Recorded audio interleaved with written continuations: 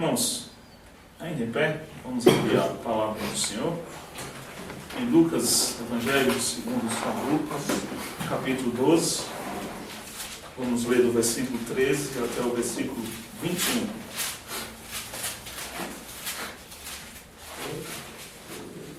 Lucas 12, do 13 ao 21.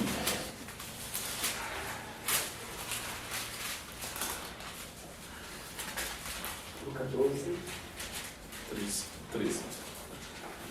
Nesse ponto, o homem que estava no meio da multidão se levantou e lhe falou: Mestre, ordena meu irmão que reparta comigo a herança. Mas Jesus lhe respondeu: Homem, quem me constituiu juiz ou partidor entre vós? Então lhes recomendou: Tende cuidado e guardai-vos de toda e qualquer avareza, porque a vida de um homem não consiste na abundância dos bens que ele possui. E lhes proferiu ainda uma parábola, dizendo: O campo de um homem rico produziu com abundância, e arrazoava consigo mesmo, dizendo: Que farei? Pois não tenho onde recolher os meus frutos. E disse: Farei isto, destruirei os meus celeiros, reconstruí-los-ei maiores, e aí recolherei todo o meu produto e todos os meus bens. Então direi à minha alma: tens em depósito muitos bens para muitos anos, descansa, come, bebe e regala-te. Mas Deus lhe disse: Louco, essa noite te pedirão a tua alma, e o que tens preparado, para quem será? Assim é o que entesoura para si mesmo e não é rico para com Deus.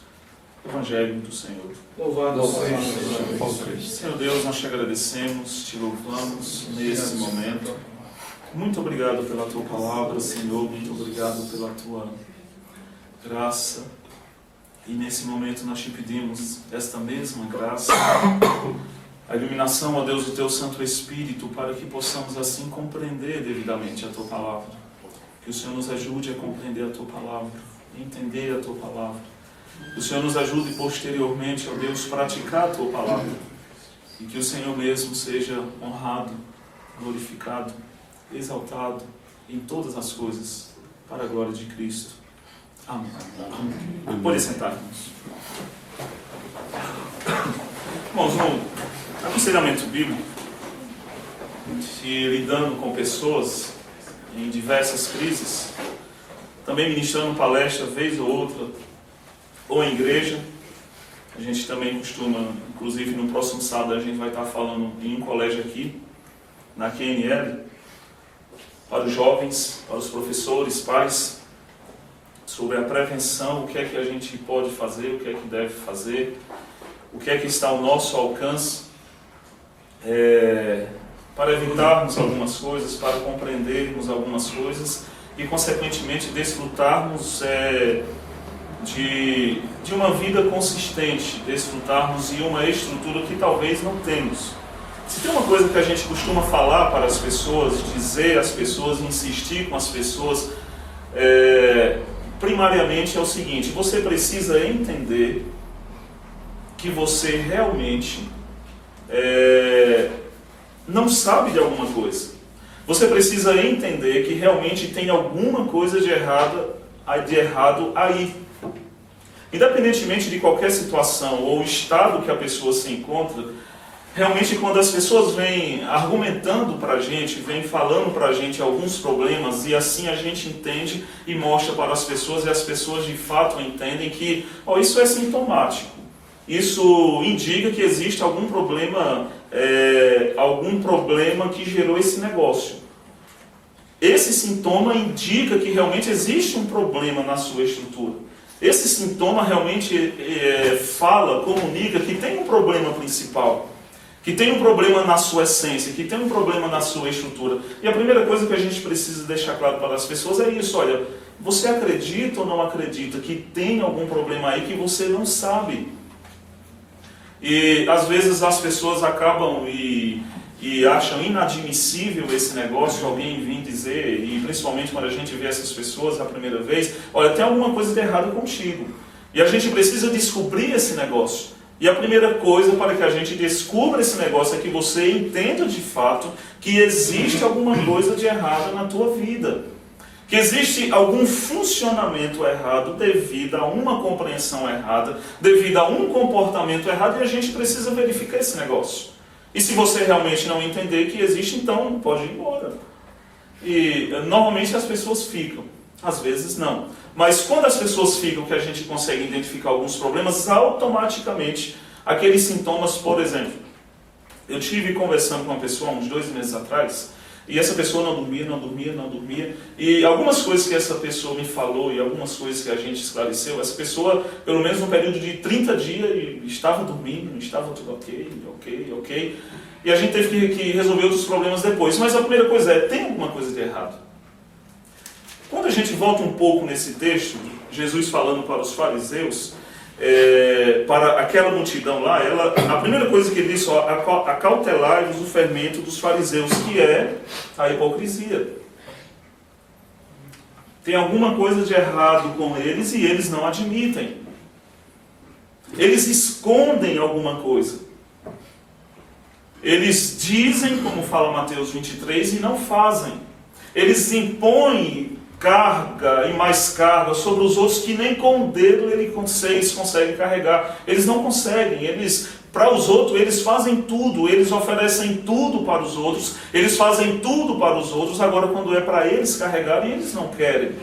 Então, acautelai-os, tenham cuidado com eles não são a sua referência, ou a referência de vocês, eles não são. Então, por quê? Porque a hipocrisia tomou de conta deles. Eles não se deparavam, eles não entendiam, eles não queriam enxergar a realidade que tinha alguma coisa errada com eles.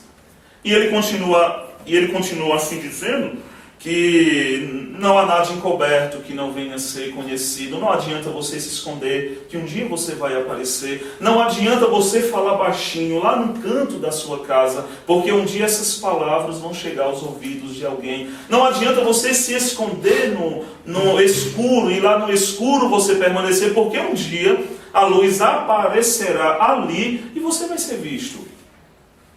Então não adianta. E assim ele continua falando para os fariseus, e a primeira coisa que ele fala sobre esse fermento, sobre essa hipocrisia, é isso, que não adianta esconder, porque realmente você não consegue esconder de quem não se esconde nada, que é Deus. Não adianta. Não adianta você esconder. Não adiantava os fariseus esconderem, porque realmente eles não conseguiam, porque realmente Deus sabia todas as coisas. Deus perscruta todas as coisas. Então é isso. Só abrindo um parêntese aqui, infelizmente a gente costuma ser assim. A gente tem dificuldade, é uma tentação que a gente enfrenta dia após dia de esconder aquelas coisas e aquelas coisas que a gente não quer que as pessoas vejam. Automaticamente a gente não entende que se tem de alguma coisa de errado e a gente esconde aquele negócio, consequentemente aquilo vai gerar vários problemas funcionais, existenciais na gente. Não adianta a gente calar diante de um problema da gente e não colocar para fora para resolver. Então, como é que eu vou resolver algum problema? Como é que eu vou solucionar algo na minha vida se eu realmente escondo? Por exemplo, a gente costuma falar, e falando nesse sentido, de que quando alguém vai construir uma casa, ou quando você vai, por exemplo, você vai ao médico se o médico for médico. Você vai deixar o pedreiro construir uma casa se o pedreiro for pedreiro, né? Você vai deixar alguém tomar de conta da sua vida, da sua história, seja lá o que for, se o cara for profissional, se alguém realmente for profissional. E você mesmo não vai fazer nada disso se realmente você não entender. Mas parece que a nossa imensa dificuldade é justamente essa. A humildade, simplesmente humildade para entender que eu não sei. Eu não sei de todas as coisas. Alguém sabe mais do que eu. No aconselhamento bíblico, tem um cara chamado Jay Adams, que ele diz o seguinte, nem sempre são os profissionais que ajudarão as pessoas no aconselhamento. Em todo mundo, aonde você estiver, quem quer que seja, sempre encontrará alguém que saberá daquilo que ele não sabe, e assim um ajudará ao outro e crescerão juntos. Sempre tem alguém que sabe alguma coisa que eu não sei. Sempre tem alguém que vai entender alguma coisa que eu não estou entendendo. Sempre a gente vai precisar do outro, porque é assim que funciona. Agora, se eu realmente escondo e não coloco para fora para ser tratado, simplesmente pelo fato do que eu não sou como as outras pessoas, que era o caso dos fariseus. Não, eu não sou como aquele publicano, eu não sou pecador, né? Fulano, Beltrano, aquele outro peca, mas eu não. Ele tem a dificuldade, mas eu não.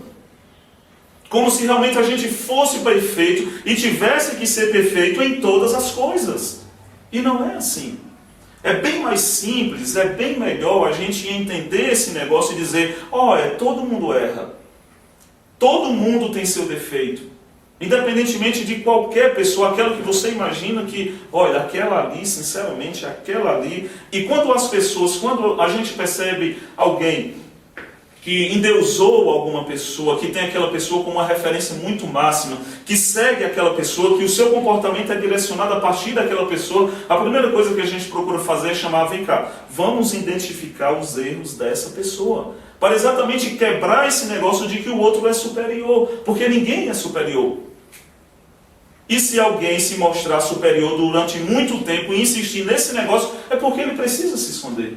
É porque ele precisa esconder seus erros. É porque ele procura demonstrar para as pessoas, insistir para as pessoas que eu sou o cara, que eu sou melhor, que eu sou isso, que eu sou aquilo. E ele faz de tudo para esconder quem realmente ele é. Só isso. Eu costumo citar C.S. Lewis, porque essa citação de C.S. Lewis é muito interessante. Ele diz, esqueça de você. E aí você vai descobrir quem realmente você é.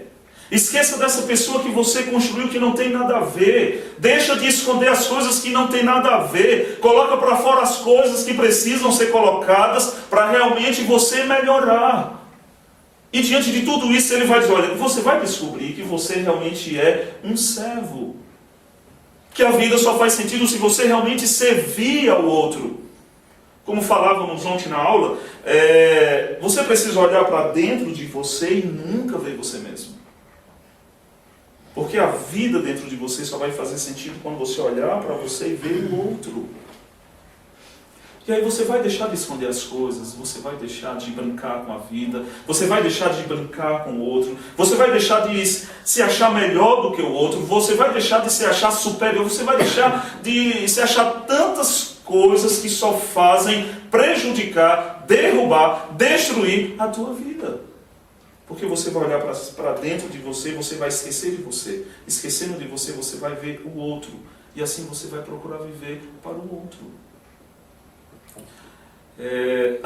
Aquele livro, O Monge e o Executivo, o camarada fala, de onde foi que você descobriu isso? Para fazer tanto sucesso esse livro, para você estar em tantos países. Ele diz, eu fui lá em Cristo e observei o comportamento dele, observei a maneira dele lidar e descobri lá que realmente aquele que serve em sua empresa se destaca muito. E as pessoas na história e hoje em dia que realmente servem suas empresas, seja empresário, seja lá quem for, são os que mais se destacam. Quem era que fazia isso originalmente? Cristo. Eu fui lá e vi que Cristo fazia exatamente isso e procurei na história as pessoas que faziam isso. Hoje em dia as pessoas que fazem isso e são as pessoas que mais se destacam. Então quem realmente você é, você olha para você, você vê o outro e realmente você diz, realmente o outro está em mim. Então eu vou servir ao outro. E o outro? O outro vê você dentro dele e assim ele vai lhe servir. E a vida encontra completamente um sentido diante disso, porque você vai revelar Deus para o outro e você não vai esconder nada. Como eu falava para algumas pessoas essa semana, a gente acaba criando alguém que não existe dentro da gente e a gente insiste nesse alguém que não existe dentro da gente, consequentemente a gente para de existir. É isso que acontece. Você cria alguém que diz que precisa disso, que precisa daquilo, eu quero isso, eu quero aquilo, eu quero isso, eu quero aquilo, e você acaba desaparecendo, porque vai chegar um dia que você diz, olha, eu preciso beber demais, eu preciso me drogar, eu preciso de várias mulheres, eu preciso disso, eu preciso daquilo, e você vai sumindo, e você vai se acabando, e você vai se destruindo, e se destruindo, e se destruindo, até que chega um momento que você sumiu. Não era isso que você queria? Não era isso que a gente queria? Viver num mundo que não existe, insistir em uma pessoa que a gente construiu dentro da gente que não existe, e assim a cada dia a gente vai acabando os nossos sentimentos, se acabando psicologicamente, fisicamente, nos nossos relacionamentos e tudo, e aí a gente desaparece. A gente que lida com casa de reparação, isso é uma realidade muito em cima, muito categórica, muito clara. Esse pessoal vai indo até sumir, e some muito rapidamente. Porque eles criam um mundo dentro deles que não existe, e eles insistem nesse mundo que não existe, criam uma pessoa que não existe e insiste nesse negócio, e eles também passam a não existir. Então eu preciso realmente parar e desconstruir, parar e destruir essa pessoa que eu construí dentro de mim, que não existe, e insistir realmente naquela pessoa que realmente eu sou, que realmente Deus me criou. E o que for preciso fazer para mostrar, para revelar, para me expor, eu vou fazer isso, não adianta esconder que era isso que essa turma fazia. A segunda coisa que ele vai falar nesse texto, do capítulo 12 até o versículo 12, é que você não pode temer essas pessoas, você não pode ter medo dessas pessoas. Tem um livro que eu li recentemente chamado de Edward, chamado Quando as Pessoas São Grandes e Deus é Pequeno. Vai falar exatamente do temor que a gente sente no homem, que a gente tem ao homem, que o homem se torna muito grande para a gente um pouco abaixo dele e Deus abaixo da gente. Porque é exatamente esse temor que a gente acaba desenvolvendo dentro da gente, como se o outro fosse superior, como se o outro fosse o máximo, como se o outro fosse tudo, e assim vai, e a gente se sente muito pequeno. A gente, quando vê esse pessoal, a gente teme tanto que o nosso comportamento muda, a nossa fala muda, tudo muda, simplesmente por causa dessa imagem falsificada, por causa dessa compreensão falsificada, que o outro é melhor do que eu. Que o outro é superior a mim. E assim ele vai dirigir o meu comportamento, ele vai dizer a hora que eu vou dormir, ele vai dizer como é que eu tenho que me controlar, ele vai dizer a hora que eu vou falar, ele vai dizer tudo. Agora, provavelmente porque você não sabe o que está escondido diante do outro, você não vê o outro como um pecador e o outro é pecador.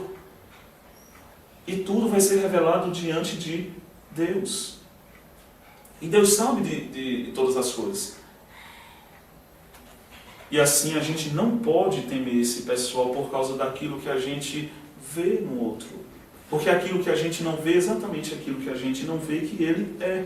Exatamente por não enxergar aquilo que a gente não vê que ele é, a gente cria também no outro, dentro da gente, em relação ao outro, um outro que também não existe. A gente passa a temer a ele.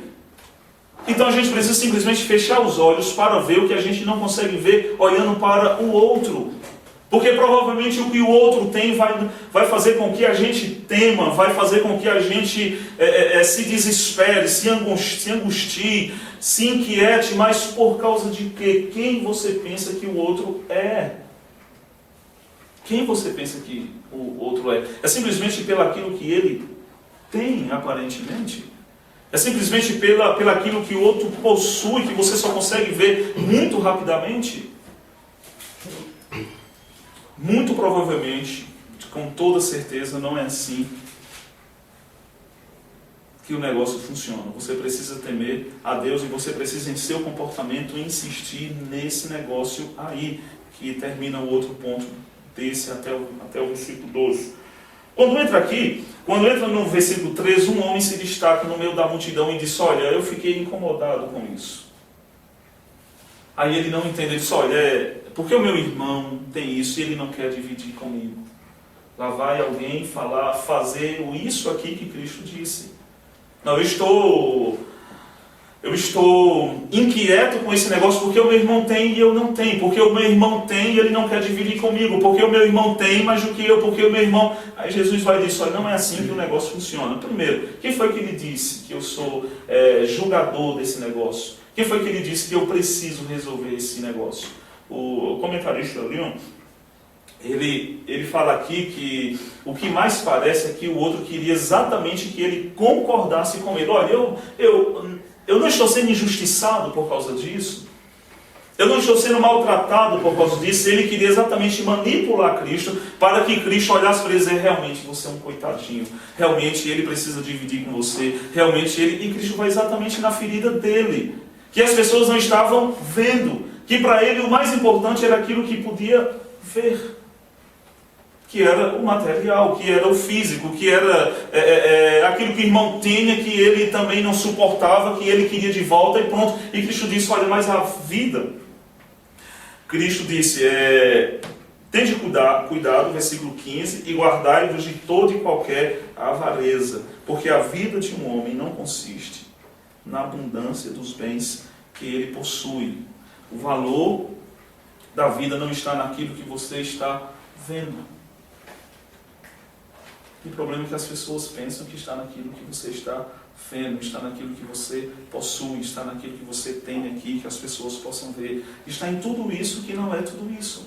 Sabe o que é que acontece?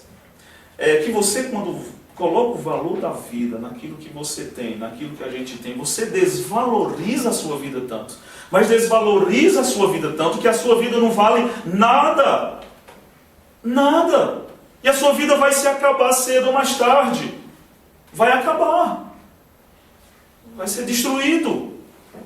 Você vai passar a não existir mais. Alguns casos, e eu quero citar um de uma pessoa que tem por volta aí de, acho que 49 anos mais ou menos, 50 anos mais ou menos. A mulher apareceu aí para a gente começar uns 3 meses atrás, completamente debilitada. Fisicamente debilitada, já tinha feito umas 3, 4 cirurgias, só vivia em depressão, as suas emoções para lá de validar, tudo totalmente debilitada, acabou tudo. Aí quando eu pedi para ela me contar a história dela foi exatamente isso. O dinheiro era mais importante para ela, algumas coisas para a família dela era mais importante para ela, e tantas coisas eram mais importantes para ela do que a própria vida dela.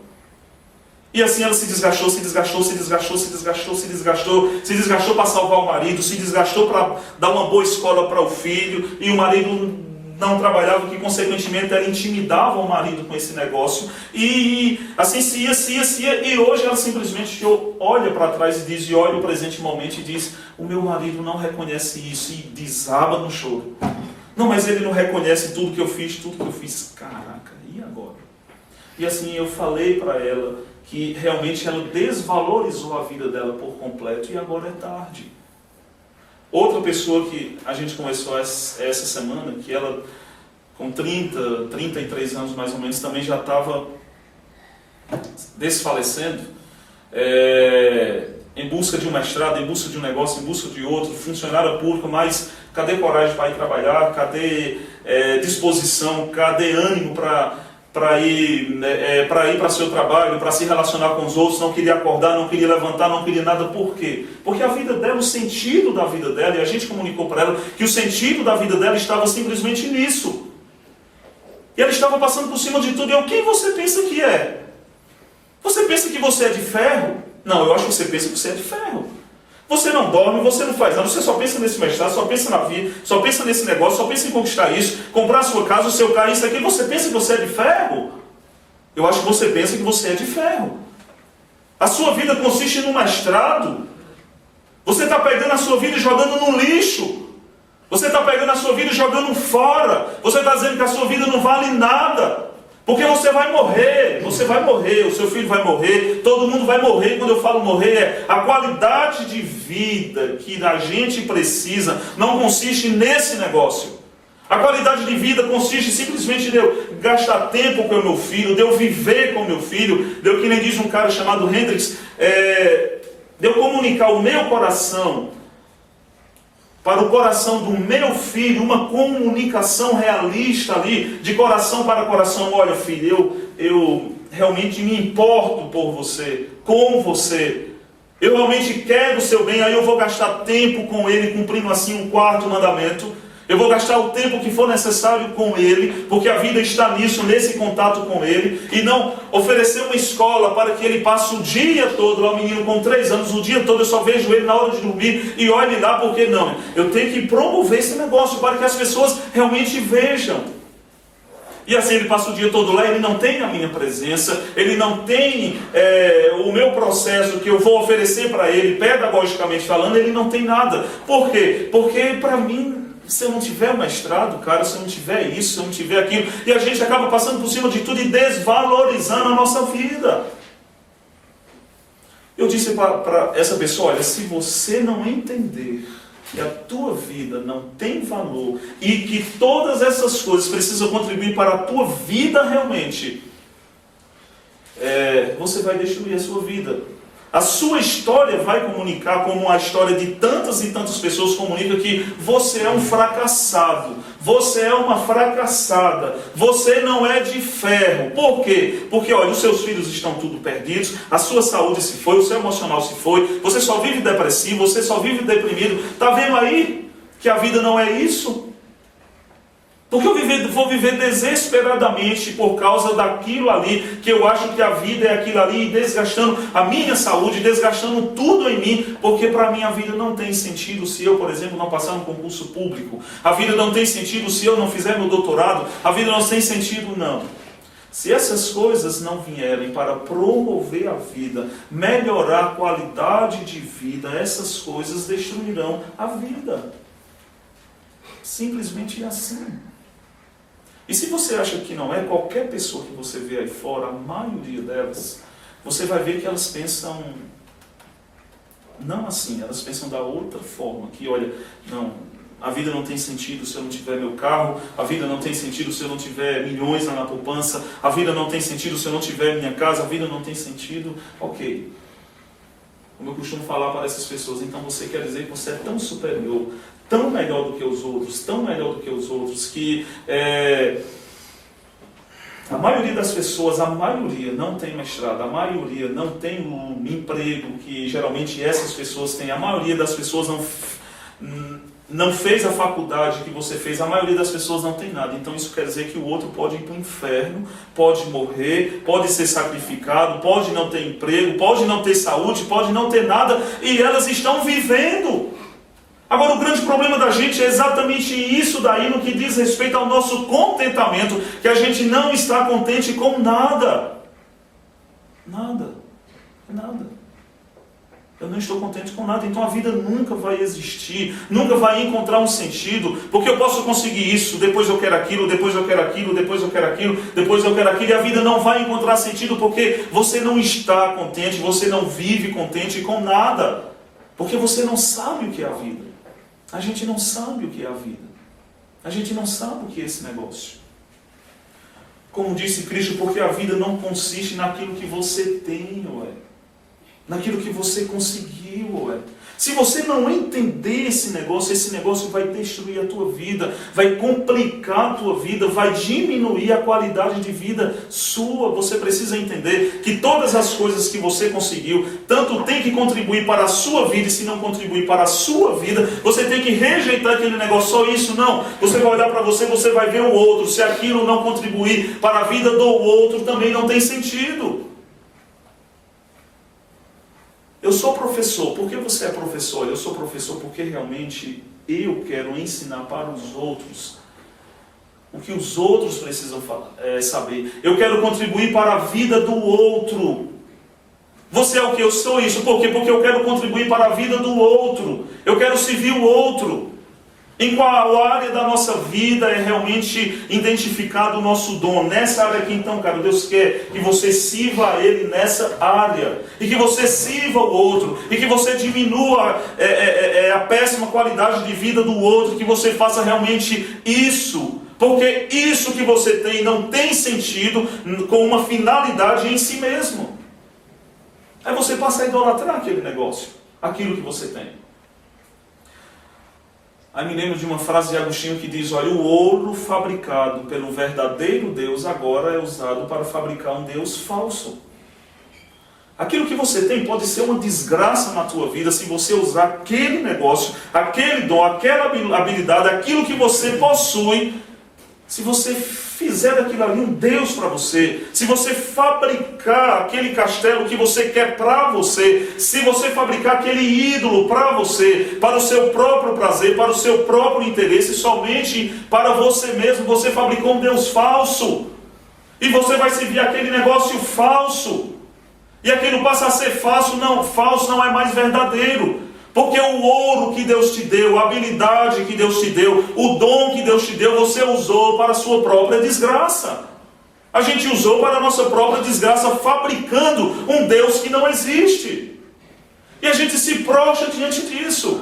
E a gente deixa, e quando a gente se prostra, a gente permite que aquilo que a gente tem controle o nosso comportamento.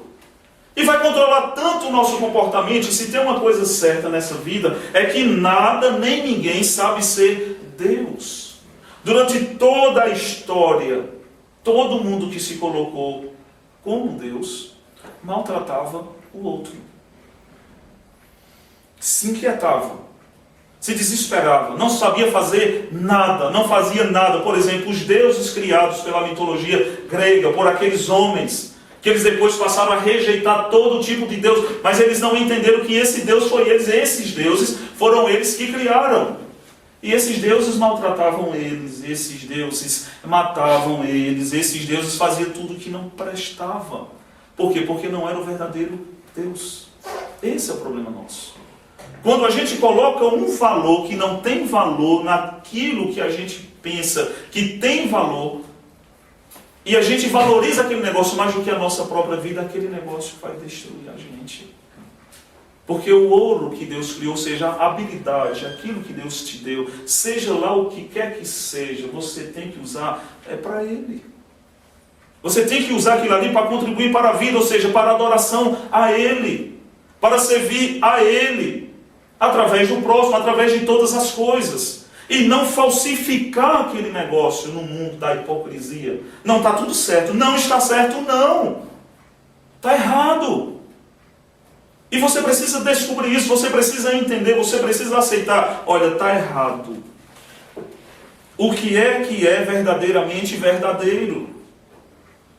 E assim a gente vai trabalhar, e assim a gente vai investigar, e assim a gente vai ver o que é que está de errado. Por exemplo, Nabucodonosor, louco. Herodes, outro que morreu comido de bicho. Outro, por exemplo, Nabucodonosor, que foi chamado de louco exatamente porque ele fez isso. Olha aqui, tudo que eu tenho, não, foi Deus que tinha dado a ele. E o texto naquela ocasião, todo o texto revela isso. Foi Deus que constituiu esse rapaz. E assim ele disse, não, foi eu mesmo, meu poder. E ele pega aquilo ali, faz aquilo ali o seu Deus, se coloca como um Deus e ele vai viver. Ele vai pastar, ele vai viver feito um bicho.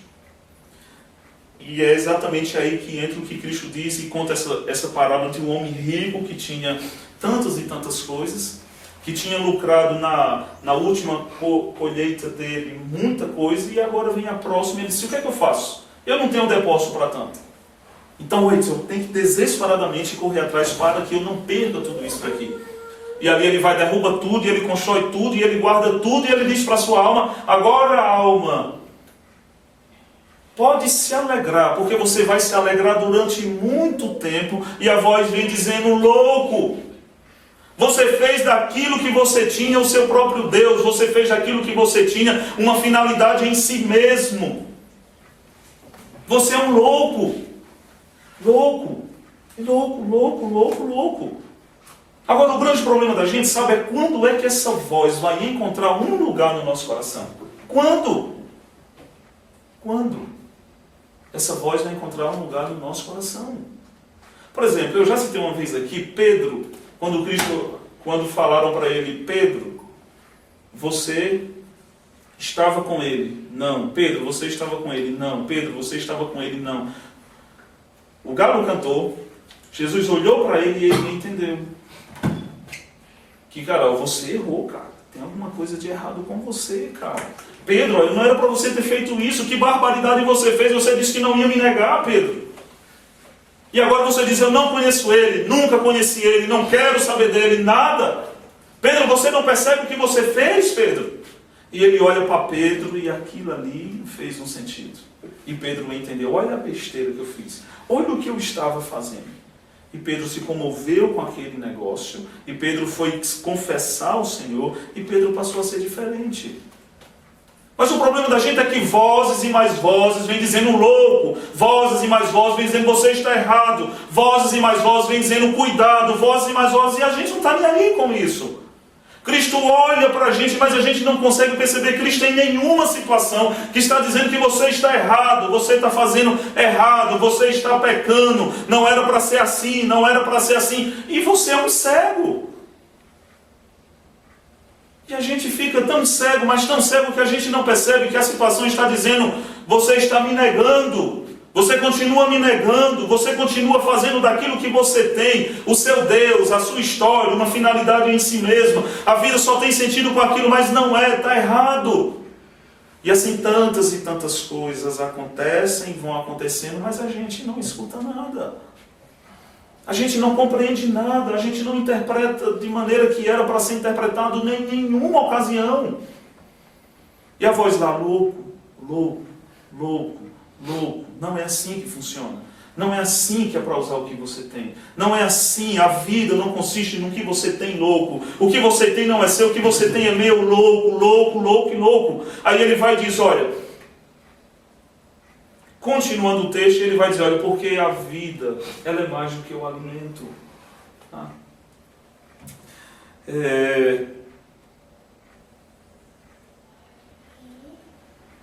O corpo, ele é mais do que as vestes. Aí ele começa a descrever, olha, o que é que Deus tem feito com os lírios. Olha o que Deus tem feito, olha o que Deus tem feito, olha como Deus tem suprido.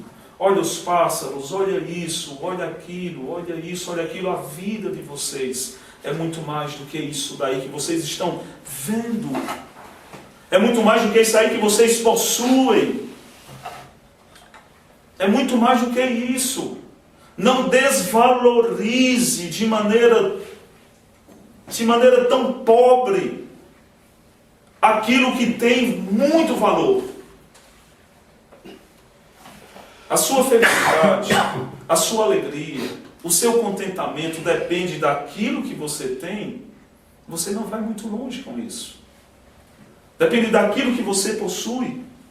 Por exemplo, o pai do existencialismo que diz, olha, a gente precisa dar sentido à vida todo dia. Hoje é isso aqui, você se concentra nisso aqui. Hoje é isso ali, você se concentra nisso ali. Hoje é aquilo outro, você se concentra naquilo lá.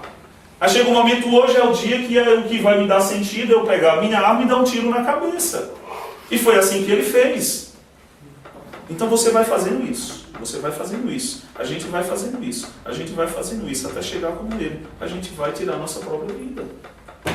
Porque o sentido da vida não está nisso que você está vendo. É muito mais do que isso que você está vendo. Sabe por quê? Aí ele vai e conclui, olha, se você não vê assim, você vai se complicar. Sabe por quê? Porque aonde está o teu tesouro, lá estará o teu coração. O teu coração está naquilo que você dá mais importância. O teu coração está naquilo que realmente você gasta tempo com aquilo, gasta a sua concentração com aquilo. O teu coração está naquilo que para você é irrevogável, que para você você não troca por nada, que para você, por exemplo, quando vem o primeiro mandamento que diz não terás outros deuses diante de mim, que tem uma implicação prática e na nossa vida individual de que quem é na tua vida o ser mais importante na tua história? Tem alguém que assume prioridade a não ser eu na tua história? Tem, então você quebrou esse mandamento. A tua satisfação realmente está em mim e naquilo que sai de mim para você, naquilo que eu proponho para você, nos meus princípios para você. Não, você quebrou. O seu coração está onde? Em Deus e naquilo que vem em Deus ou em outra coisa que desvaloriza a tua vida. E assim a gente costuma perguntar para o pessoal até quando e quantas coisas vão continuar acontecendo para você reconhecer que a sua vida é muito mais valiosa do que o teu carro, cara. Quantas coisas? Você vai matar o seu filho, vai matar a sua família, vai matar a sua própria vida por causa de um lixo desse? Você vai passar por cima de tudo por causa de um lixo que é esse teu dinheiro? E lixo mesmo. Olha, se você não pegar o teu dinheiro e o teu dinheiro não contribuir positivamente para a tua vida, o teu dinheiro é um lixo, não vale nada. Se o que está em jogo é a nossa vida, é a vida do outro, nosso dinheiro não vale nada. Você precisa abrir mão de tudo pela vida. E se Deus te der sabedoria, você vai ter o privilégio de usar aquilo que você tem, os seus dons, as suas habilidades. Você vai usar tudo isso para realmente promover essa vida. Melhorar a qualidade de vida do máximo de pessoa possível. Melhorar a sua qualidade de vida, melhorar a qualidade de vida do outro. E assim a vida vai ganhar sentido. E mesmo assim, tudo que você fizer pela vida ainda não qualifica devidamente o valor que a vida tem.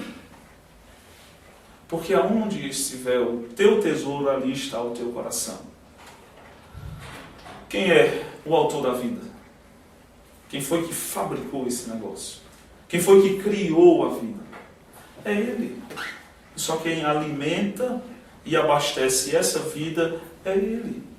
Por isso que o segundo mandamento vem e diz, olha, tem que ser exatamente aquilo. Se você fizer algo parecido comigo, não vale. Você tem que fazer exatamente aquilo que eu quero, do jeito que eu quero, da maneira que eu quero, porque se você fizer diferente, você vai contaminar o negócio. Por isso que vem e diz, olha, não farás para ti imagem de escultura, nenhuma semelhança. Você tem que descobrir o que é que eu quero realmente da sua vida.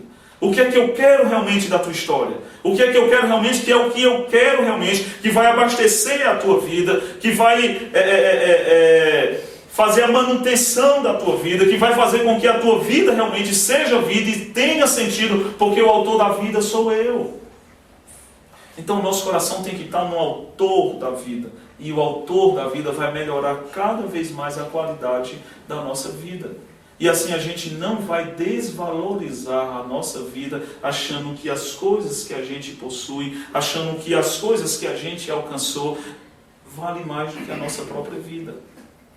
Agora a pergunta é, o nosso comportamento como tem sido? O nosso comportamento tem sido de que a vida do meu filho tem muito mais valor do que qualquer coisa. A vida da minha esposa tem muito mais valor do que qualquer coisa. A minha vida tem muito mais valor do que qualquer coisa. A vida do outro tem mais valor do que qualquer coisa. Ou eu uso o carro para destruir o outro, uso o carro para destruir a minha família. Uso os meus desejos corrompidos, complicados, deturpados para destruir a vida do outro, da minha família, de todo mundo. Então não é assim. Louco, essa noite pedirá a tua alma. Ou seja, você não é de ferro, a qualquer momento você vai desaparecer. Você veio do pó e para lá você vai voltar e você está voltando para lá. Cada atitude errada sua tira a qualidade de vida sua. Cada complicação na sua história, no teu comportamento, tira a cada dia a qualidade de vida sua. E a voz vem dizendo, acorda, acorda louco, acorda. Acorda, acorda, e você vai continuar cochilando, e acorda, acorda, acorda, até quando definitivamente você não acordará mais. Você não acordará mais.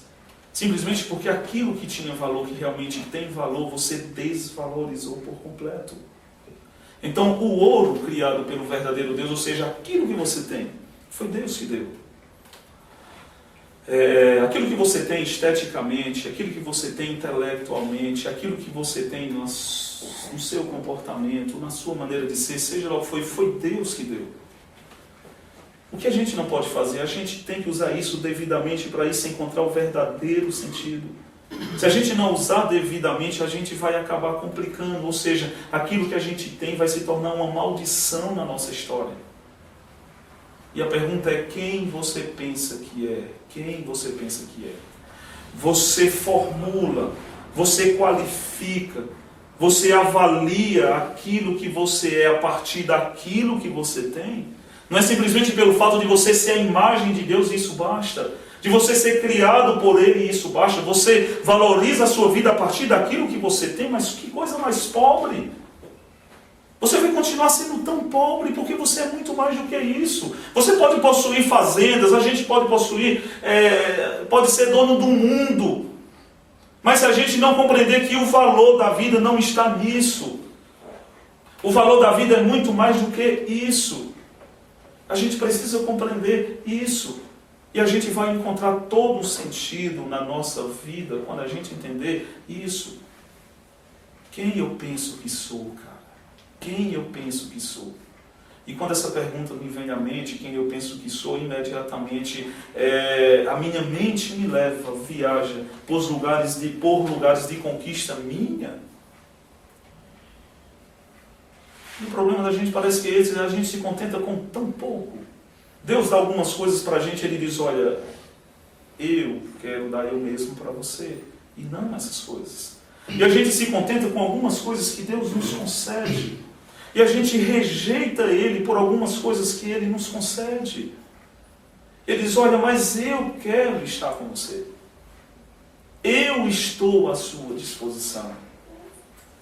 Entendendo o sentido, eu estou aqui o mais importante é porque você pode me buscar, você vai me achar. O mais importante é aquele que te deu aquilo ali, não aquilo ali que você tem. Então aquilo ali que a gente tem, que Deus, exatamente Ele, como diz Davi, tudo vem de ti, do que é teu te damos, é exatamente aquilo que eu tenho, faz com que eu me afaste de Deus. E a gente se contenta, que nem diz Jonathan Edward, que nem diz John Piper, a gente se contenta com muito, muito, e muito, e muito pouco. Porque o que é que Deus tem para a gente? Deus tem Ele mesmo para a gente. Ele não tem somente algumas coisas que a gente desfruta para a gente. Ele tem Ele mesmo para a gente.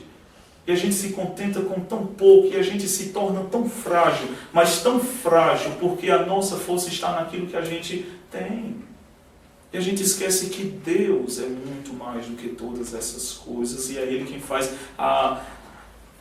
Ele faz a manutenção de toda a nossa vida, é o combustível para toda a nossa vida.